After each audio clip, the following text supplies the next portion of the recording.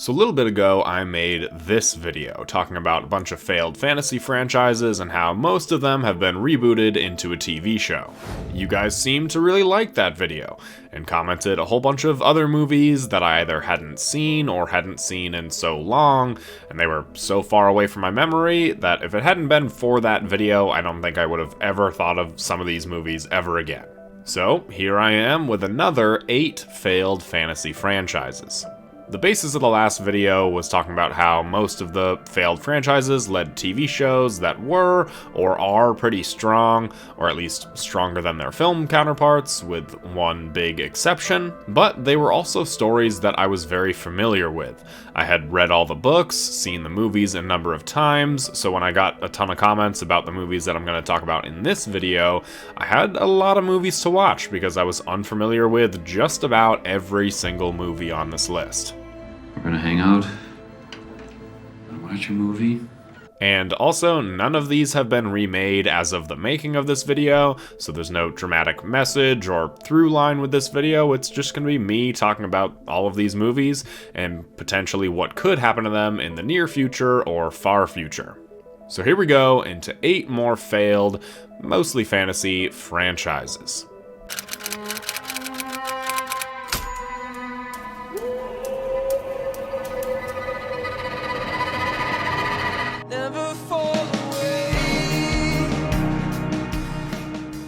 Starting out, we're going to go with a movie that I actually had seen before this, and that's I Am Number 4. Based on a book series by Joby Hughes and James Frey, I feel like this movie had a lot going for it. You got some hot adults playing teenagers, Timothy Olyphant, superpowers, aliens, and a crap ton of source material to work from. This really felt like it could have been the next big thing, and quite honestly, in some alternate universe out there, I bet this was the next big thing.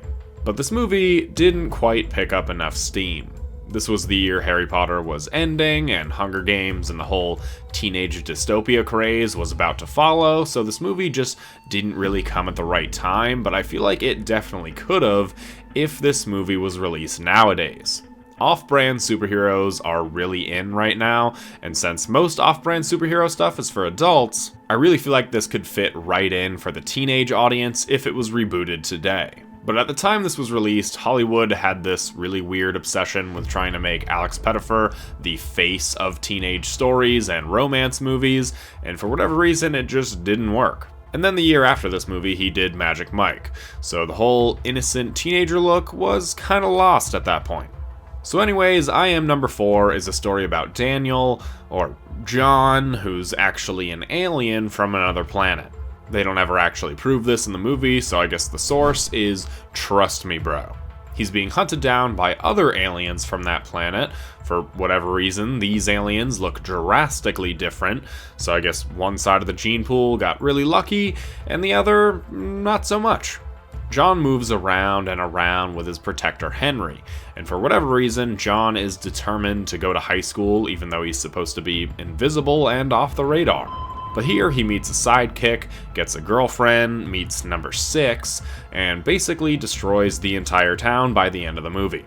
But then they go on the road, desperate to meet more numbers, leaving open a plethora of sequels that the books are based on, only to never get another sequel.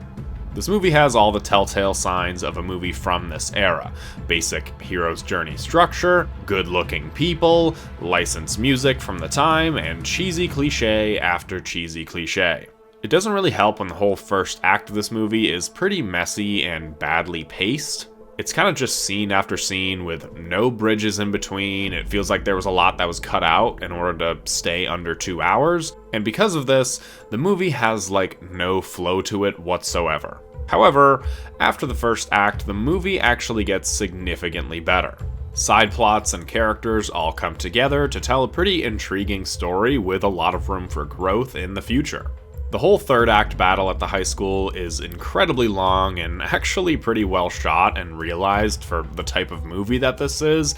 I remember thinking that this was the absolute coolest scene when I first saw this movie in theaters. Another thing that stood out to me was just how violent this movie was. There's a decent amount of blood or just incredibly dark imagery, which I was really surprised about for this teenage PG-13 movie. But other than that, so much of this movie feels like it's just trying to be Twilight, but for boys. There's all these cool superpowers and action sequences, good-looking girls that are inevitably going to fight for the hero's attention in the sequel, and the basic good-looking jock guy also has an equally important nerd friend who gets his time to shine. And speaking as the guy who was the nerd friend, I can see why this character resonated with me growing up. This is also Alden from The Walking Dead, for those of you who are wondering. A large part of this movie just feels like setup for a sequel or sequels, and of course that never came to be, making this movie a pretty pointless watch if I'm being honest, same way that the Mortal Instruments movie made me feel. I like these kinds of movies and stories, but since nothing ever came from them, they kinda just feel a little sad to watch. However, there is some good news for fans of this series and movie, because a reboot is actually in the very early stages of development with the movie's original writers, which feels like an odd choice, but sure. No word on casting or filming yet, like I said, it's very early stages, but this will be one to look out for in the coming years.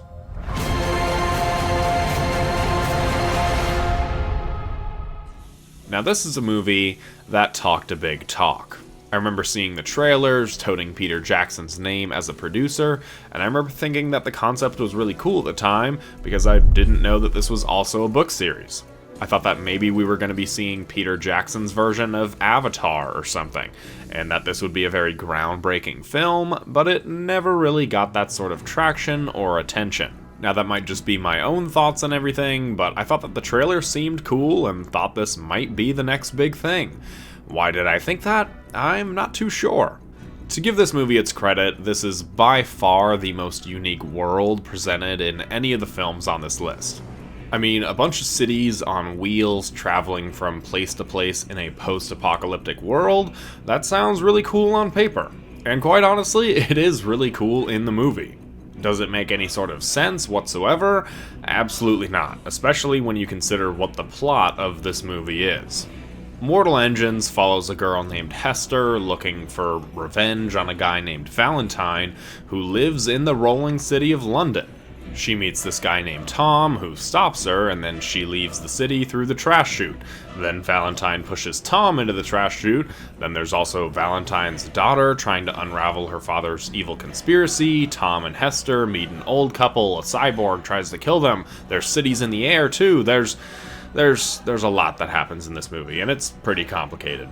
Now again, I haven't read these books, but if I were to take a guess, I'm thinking this movie probably took the Spiderwick Chronicles and Series of Unfortunate Events route by adding in many different plot lines from many different books to try and make them fit into this one movie. About 30 minutes into the film, we get a huge backstory reveal for Hester, then the cyborg attacks and we get another big backstory reveal, then we get some other reveals and different storylines with new characters, and it's really just a lot to explain in a 2-hour movie. But I don't think that this is actually that bad of a movie. I think the world is pretty unique with its steampunk style, and while there is a lot that happens, I also don't think it's too badly paced. But the reason why I brought this up about why I thought this series might become like the next Avatar or something along those lines is because that has quite literally never been more wrong. This movie flopped, and I mean flopped badly. This movie made $7 million on its opening weekend, making $15 million total in the US and Canada off of a $100 million budget. And it didn't get much better when you include what it made overseas, because in total it only made $83 million. So factor in any kind of marketing that they spent on the movie, the studio must have lost millions and millions of dollars. So yeah, we probably won't be getting a reboot of this anytime soon.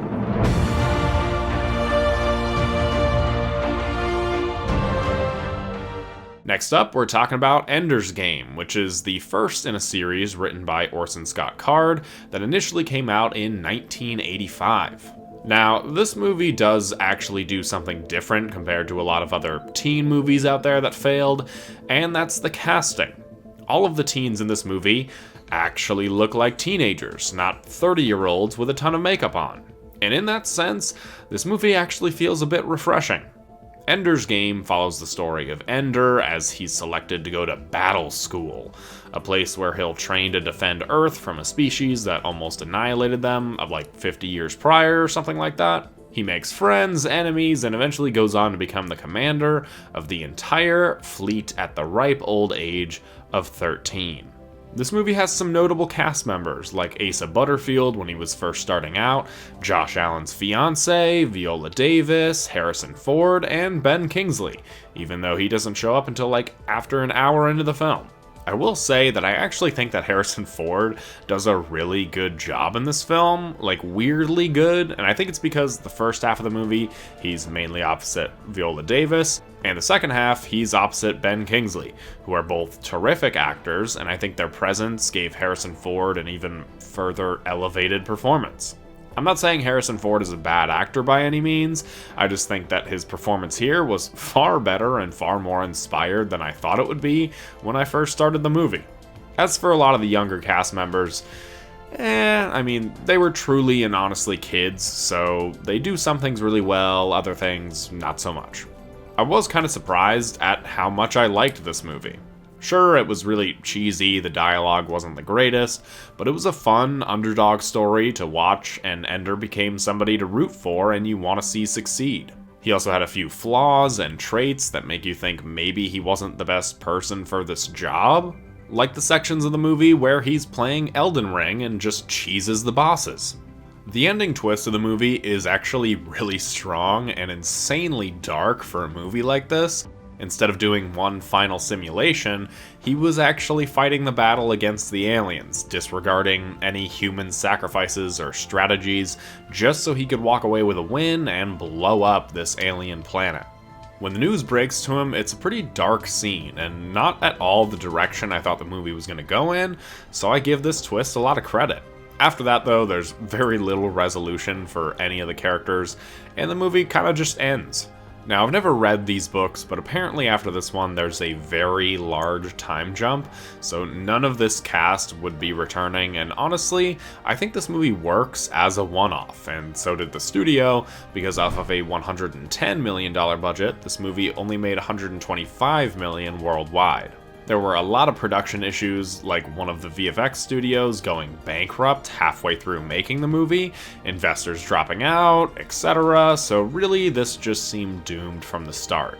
There have been a few rumors of a TV show reboot over the years, but nothing as solid as somebody even saying they're writing a script, so I think for now, and possibly the foreseeable future, Ender's Game will strictly be a beloved series of novels and the worst box office flop of 2013.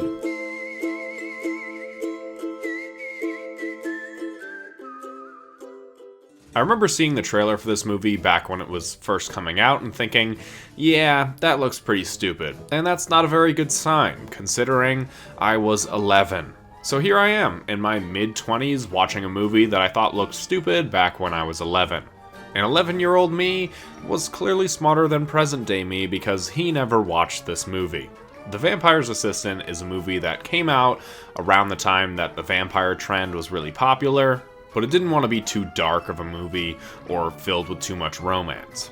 They really wanted to make it for kids, but also for teens and adults to have fun too. And the result of all this is a film with a tone that's all over the place. The first act of this movie, I kid you not, takes an hour to get through, and then acts 2 and 3 are like 40 minutes combined.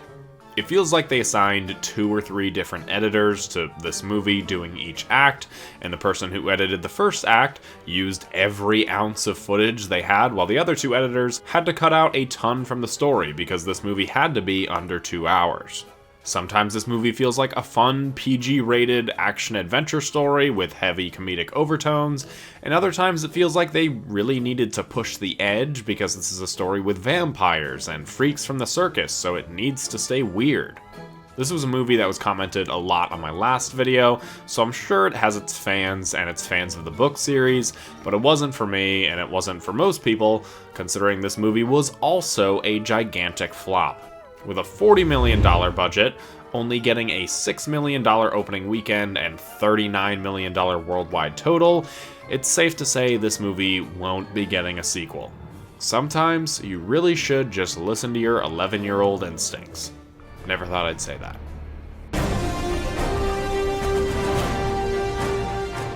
Once upon a time, I heard that there was going to be an adaptation based around Stephen King's fantasy series of books, The Dark Tower. Being a really big Stephen King fan, I was actually pretty excited for this movie. Idris Elba as Roland, sign me up. Matthew McConaughey as the Man in Black.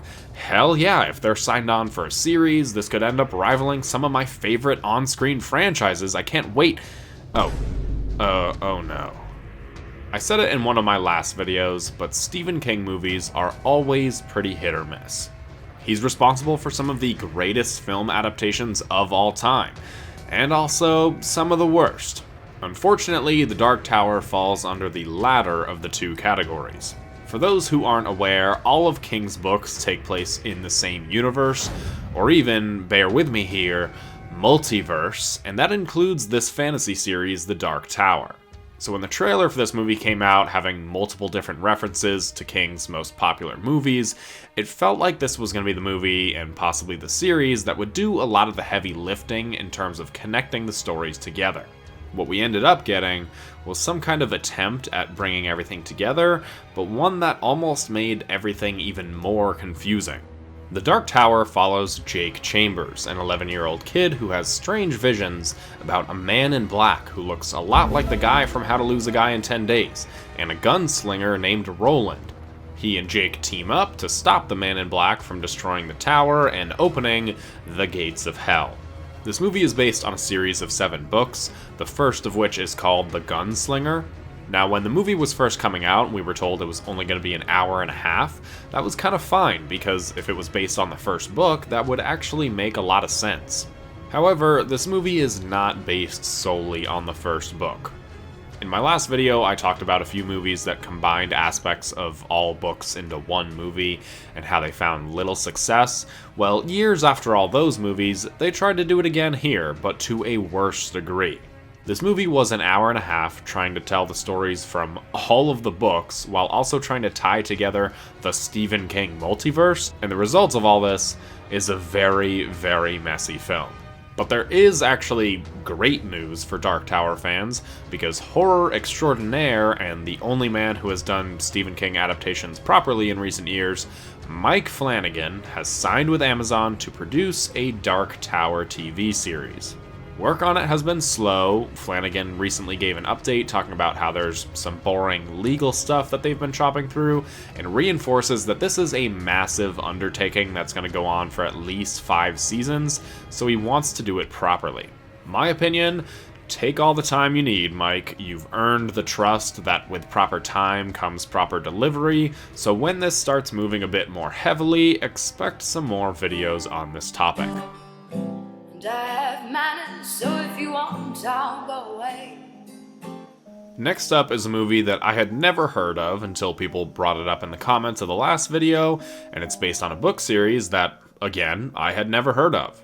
And quite honestly, I think that's for good reason. This movie once again goes the route of having 24-year-old Han Solo play a junior in high school. Now, I'm a big defender of these kinds of movies, the teen romance, supernatural, action, adventure movies. I think they're a lot of fun. Are they marvels of filmmaking or writing? No, they're not, but they're not really trying to be as much as they are trying to bring you into this world and care for the characters, and I respect that, however poor some of these movies turn out to be. But for whatever reason, even though this movie is a bit higher rated than some other movies on these lists, I just could not get into this movie whatsoever. It took me 3 times watching this movie to finally finish it. I couldn't really connect with Han Solo or any of the characters. I found the magic to be really uninspired, a lot of the lore to be really generic, and overall, I just really couldn't get into it. I also feel bad for Viola Davis and Jeremy Irons, who have both been in multiple of these failed franchises. But, as I'm sure you'll see in the comments, this franchise does have a lot of fans. I don't actually know that, I'm just assuming, because in the last video I said that I don't think there's very many fans of Inkheart, and there were dozens of comments talking about their love for that movie. So what I will say about Beautiful Creatures is that I actually really liked the final act of the movie. I thought a lot of the setups in the story were a bit janky, particularly the love story itself, which is like 60% of the movie, but I thought that the ending actually brought everything together, and when you have a good third act and you leave off on a good note, you might be convinced that this wasn't that bad of a movie. But not me, because it took me 3 tries to even get to the third act. This movie made $60 million on a $60 million budget, so not exactly profitable, but still better than some of these other movies. And somehow there were even rumblings of a sequel back in the day, and those have perished through the years, and seeing as how it's been over a decade since the first movie, I think it's very safe to say that there will be no sequel to this movie. There also haven't been any sort of talks of a reboot, so sorry fans of Beautiful Creatures, it seems now is just not the time.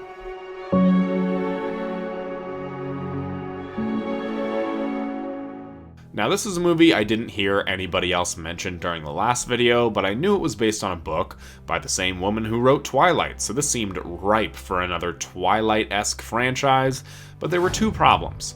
This movie didn't make nearly the amount of money that Twilight did, and there was only 1 book in the series. So when I saw that, I was like, well, I might as well not even include it on this list, but then I learned that Stephenie Meyer was going to continue this series of books, and she was planning to write them as the movies were going to be releasing, like around the same time, but this movie flopped, so Stephenie Meyer's plans to write more in this series got put on the back burner.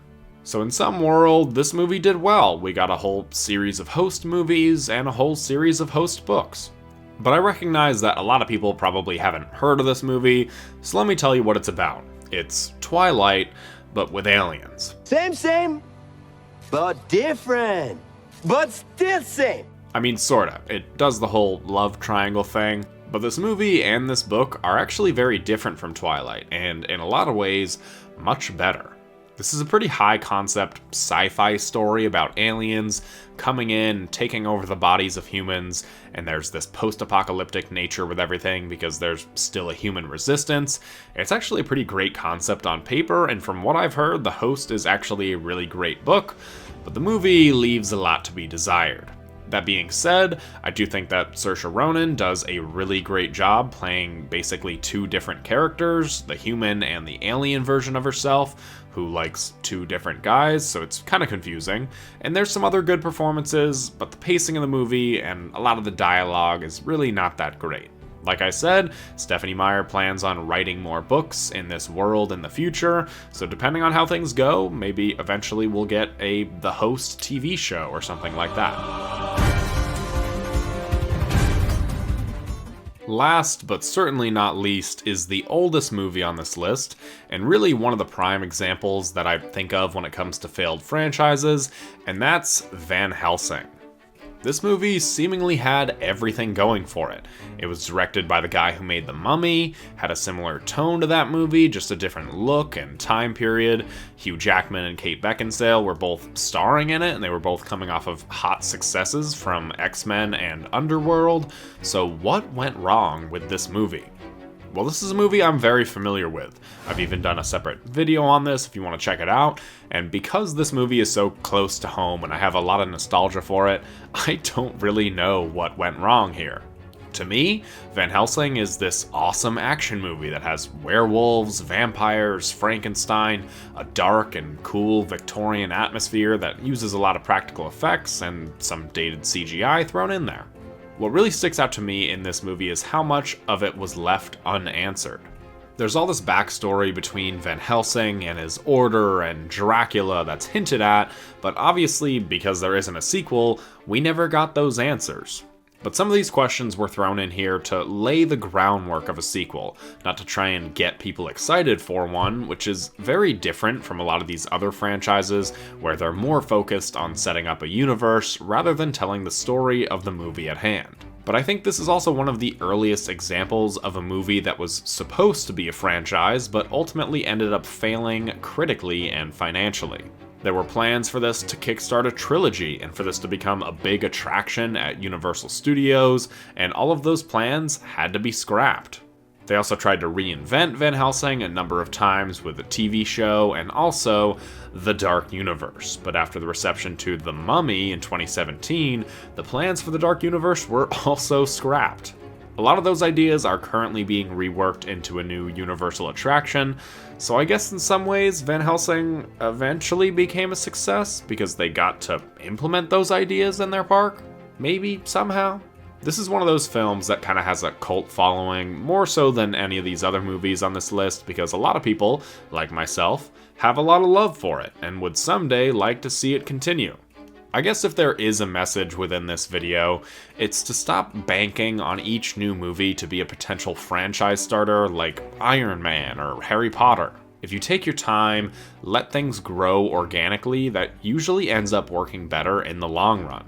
So I know a lot of movie executives watch these videos and listen to random guys on YouTube, so listen to this random guy if you want to be more successful. Now you might be thinking about another movie or two that I left off this list, and when I was first making this video, there was actually a lot more movies than I anticipated, most of them falling under the umbrella of one company. What's it called? Mimsy, Wisney, I don't know, I can't really remember right now, but if we can get this video to 3,000 likes in the first week of release, then I think I might be able to remember that and come out with a really, after a lot of research, shocking video about all the failed live-action franchises that a certain company tried to make. But that's all for this video. If you enjoyed the video, make sure to subscribe for more videos like this. Check out some of my other takes on the channel or the Van Helsing video. Thanks to all my channel members, and I'll see you all in the next one. Yeah.